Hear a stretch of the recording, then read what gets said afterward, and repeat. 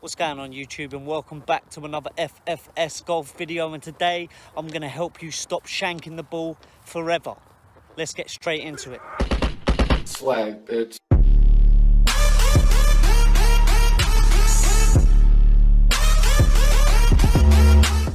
There are three main reasons to why you are shanking the ball, but before I get into this, what I want you to do is I want you to record yourself or have a friend record you from behind and record your swing, because when we go through you'll be able to flick back to your swing and you'll be able to see which one of these three reasons are the reason why you are shanking the ball.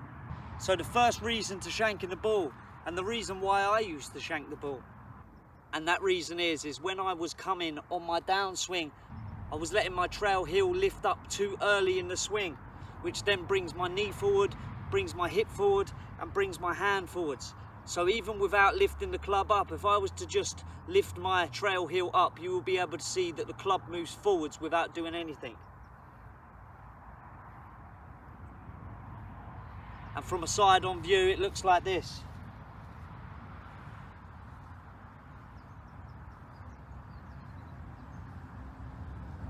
So if you're lifting your trail heel too early in the downswing, it's going to be coming forward and you're going to end up hitting the heel of the club and shanking it either right for a right-handed player, left for a left-handed player. So the easiest drill to stop that is to grab a sand wedge, stick it on the floor by your trail foot, put your heel on it, take your stance, and if you release it early you'll be able to feel that the club drops and you'll hear it hit the floor and you'll feel it leave your heel. So what you want to do is you want to keep it on your heel as long as you can and then release it once you have hit the ball. So keep hold of it for as long as you can, hit the ball, then release. So it should look a little something like this.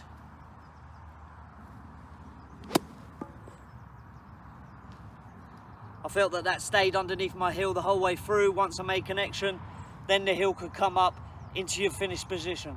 Reason number two to why you might be shanking the ball will be in your setup. And the people that normally shank the ball because of their setup only tend to shank the ball with the low irons, like your 8 iron, 9, pitch and wedge. And the reason that is because it's such a short club, you end up bending over too much.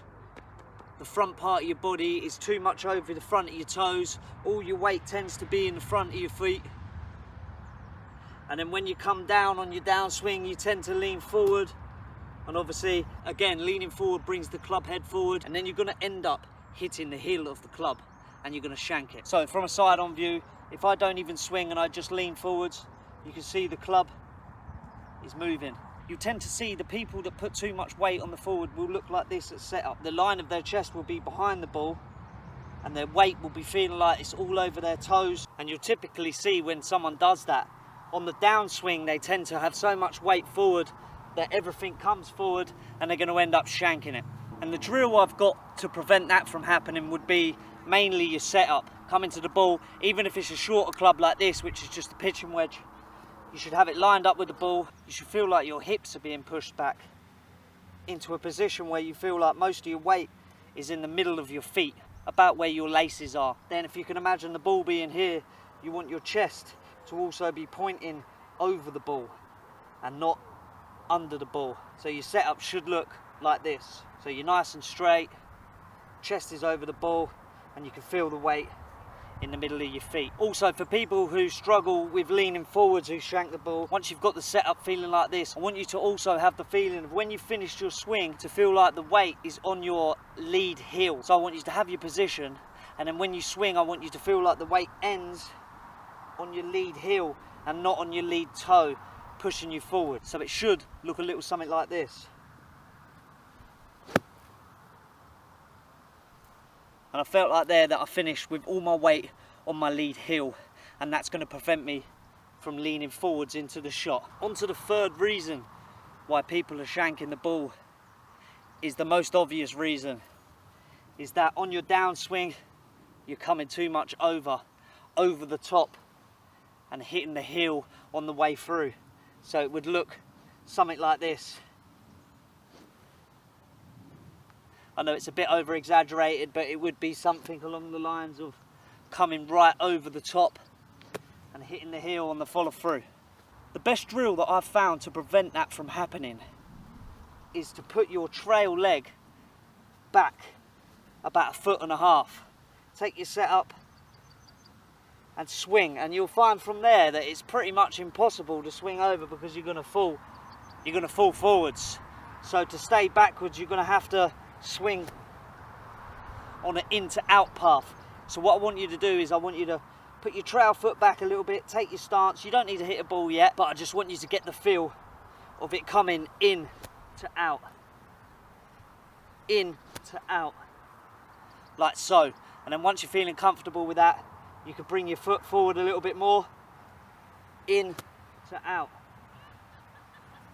in to out, until you finally bring your foot back square. Then I want you to have the same feeling, in to out, swing, in to out. What you can also do as well with that drill, which will actually help with all 3 drills, is you can put your head cover to your driver or one of your woods in front of the ball, say here, and put the ball there, and that's going to tell you, because of obviously even if you lift up your trail heel, you're going to hit that head cover. And if you're someone who's bent over too much and you tend to have too much weight in the toes and you end up coming forward on your downswing, you're going to hit the head cover. And also if you're someone who swings over the top, you're going to hit the head cover. So having a head cover there and practicing the drills as well on top is going to help tremendously. Right, so that was just a quick video on obviously the 3 main reasons to why you shank the ball, and I can guarantee if you're someone who shanks the ball, it's going to be one of those 3 reasons. And this is why I told you to video yourself, because you can go back now, you can put it into slow motion, have a look at your swing, and if you find that your trail heel is coming up too much, you can practice those. If you find that you're lent too much forward, then you've got a drill for that. And if you find that you're swinging over the top, then you can work on that drill and you should be able to get that sorted. Thank you all for watching, people. I really do appreciate the love I've been getting lately. The channel is growing in the right direction. If you like this video and you think it's going to help you, please put a thumbs up. And if you have tried the drills already and it has helped you, please put a comment down in the comment section to let me know. Please like and subscribe, everyone. And that's it from me, and as always, peace out.